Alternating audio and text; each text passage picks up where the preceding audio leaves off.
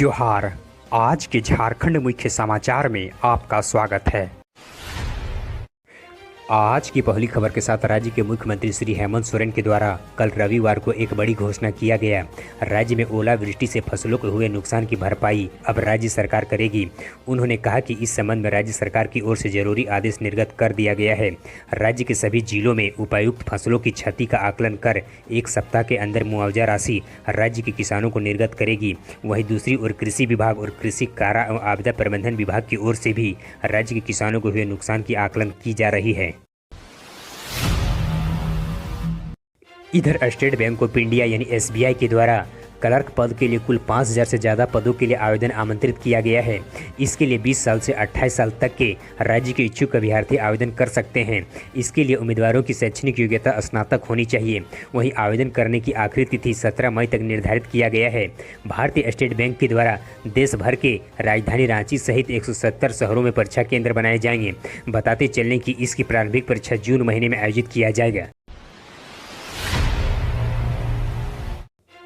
झारखंड में संपूर्ण लॉकडाउन के संकेत। जी हां, कोरोना वायरस के चेन को तोड़ने के लिए संपूर्ण लॉकडाउन की तरफ झारखंड सरकार बढ़ सकती है। राज्य के सत्तारूढ़ झारखंड मुक्ति मोर्चा के द्वारा कल रविवार को ऐसे ही संकेत दिए गए हैं। पार्टी के महासचिव सुप्रियो भट्टाचार्य ने कहा कि कई पड़ोसी राज्यों के द्वारा कोरोना के चेन को तोड़ने के लिए संपूर्ण लॉकडाउन लागू कर दिया गया है। ऐसे में जरूरी है कि हम भी इसके लिए तैयार रहें। साथ ही महासचिव ने कहा कि देश की स्वास्थ्य व्यवस्था पर प्रख्यात medical research general the Lancet ने कई सवाल उठाए हैं। उनके अनुसार से राज्य में लॉकडाउन होनी चाहिए। इधर Indira Gandhi national open university यानी इग्नू के द्वारा देश में कोरोना के बढ़ते मामले को देखते हुए जून टर्म एंड एग्जामिनेशन को स्थगित कर दिया गया है। यह परीक्षा 15 जून को शुरू होने वाली थी। फिलहाल एग्जाम की नई तारीख के बारे में कोई जानकारी साझा नहीं की गई है। हालांकि स्टूडेंट को परीक्षा शुरू होने के कम से कम 21 दिन पहले नई तारीख की जानकारी साझा कर दिया जाएगा। फिलहाल इस परीक्षा को रद्द कर दिया गया है। इधर देश में कोरोना संक्रमितों की संख्या लगातार बढ़ती जा रही है। देश के अलग अलग राज्यों में कोरोना की कहर जारी है। कल रविवार को केंद्रीय स्वास्थ्य मंत्रालय की ओर से जारी आंकड़ों के मुताबिक देश में पिछले 24 घंटे में कोरोना के कुल 4,03,738 नए केस सामने आए हैं, जबकि कोरोना के चपेट में आए कुल 4,092 कोविड मरीजों की मौत भी हो चुकी है। नए मामले के साथ देश में कोरोना संक्रमितों की कुल आंकड़ा 2,22,96,414 को पार कर चुकी है।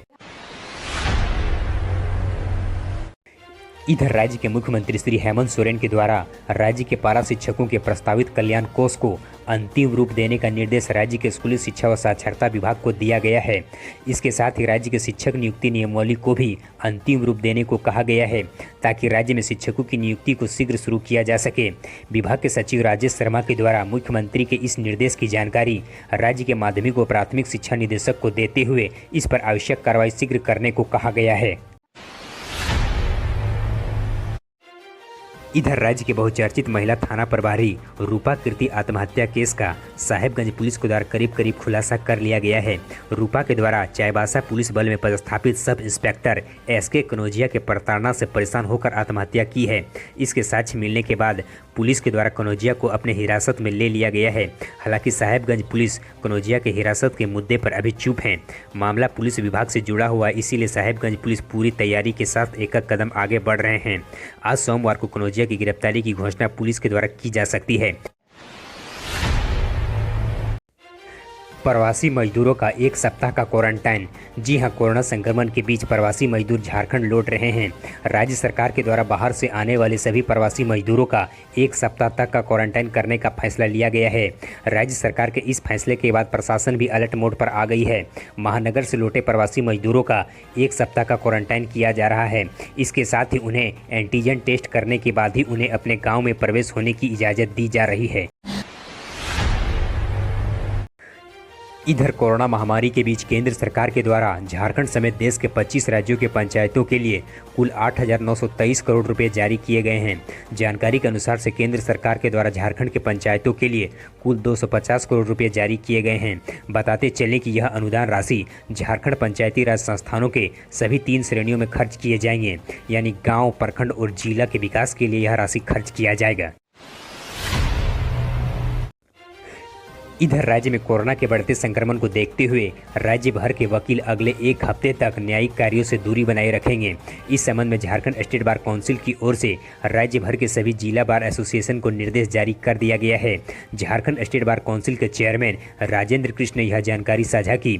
झारखंड स्टेट बार काउंसिल की ओर से जारी निर्देश में कहा गया है कि राज्य के सभी वकील अगले एक हफ्ते तक राज्य के न्यायिक कार्यों से दूरी बनाए रखेंगे। साथ ही कहा गया है कि इसकी अवहेलना करने पर डिसिप्लिनरी एक्शन भी लिया जाएगा। आज की पहली खबर के साथ राज्य में प्रवासी मजदूरों के कोरोना वायरस संक्रमण के निधन होने के कारण उनके परिजनों को मुआवजा दिया जाएगा। राज्य की हेमंत सरकार इसकी प्रस्ताव तैयार कर रही है। प्रवासी मजदूरों के परिजनों को 1.5 लाख रुपये तक की मुआवजा मिल सकती है।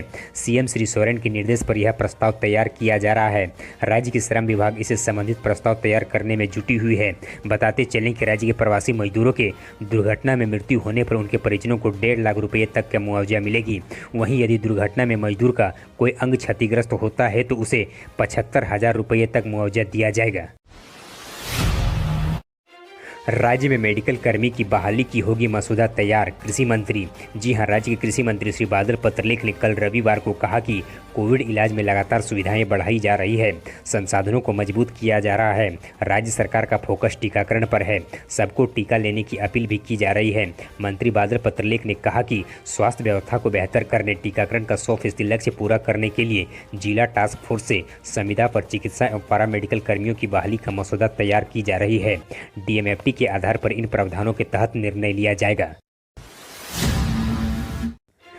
इधर कोरोना के बढ़ते खतरे को देखते हुए झारखंड में लागू स्वास्थ्य सुरक्षा सप्ताह यानी लॉकडाउन के तहत जारी निर्देशों का अनुपालन करने की अपील आम लोगों से की जा रही है, लेकिन देखा जा रहा है कि लोगों के द्वारा इन दिशा निर्देशों का अनुपालन नहीं किया जा रहा है। इसको देखते हुए देवघर के एसपी अश्विनी कुमार सिन्हा के नेतृत्व में पुलिस टीम के द्वारा कल रविवार को शहर में फ्लैग मार्च किया गया। इस दौरान लोगों से राज्य सरकार के निर्देशों का अनुपालन करने, मास्क का प्रयोग करने, भीड़ न लगाने और शारीरिक दूरी को बनाए रखने की अपील की गई। इधर राज्य में कोरोना मरीजों को सभी सरकारी और निजी अस्पतालों में मुफ्त मेडिकल व्यवस्था मिलनी चाहिए। यह मांगे कल रविवार को झारखंड ह्यूमन राइट्स कॉन्फ्रेंस के केंद्रीय अध्यक्ष मनोज मिश्रा ने राज्य के मुख्यमंत्री श्री हेमंत सोरेन और राज्य के स्वास्थ्य मंत्री श्री बन्ना गुप्ता से की है। साथ ही उन्होंने कहा कि आंध्र प्रदेश में ऐसा ही हो रहा है, जबकि तमिलनाडु और मध्य प्रदेश सरकार के द्वारा जल्द ही इसकी घोषणा कर चुकी है। केंद्रीय अध्यक्ष ने कहा कि वर्तमान समय में राज्य के लोगों की आर्थिक स्थिति सही नहीं है, अतः राज्य सरकार को राज्य के कोरोना मरीजों को मुफ्त इलाज करानी चाहिए। इधर राज्य के पूर्व मुख्यमंत्री सह बीजेपी के राष्ट्रीय उपाध्यक्ष रघुवर दास के द्वारा कोरोना संक्रमण से मृत मीडिया कर्मी के परिजनों को अतिशीघ्र 5-5 लाख रुपया अनुग्रह राशि देने का आग्रह हेमंत सरकार से किया है।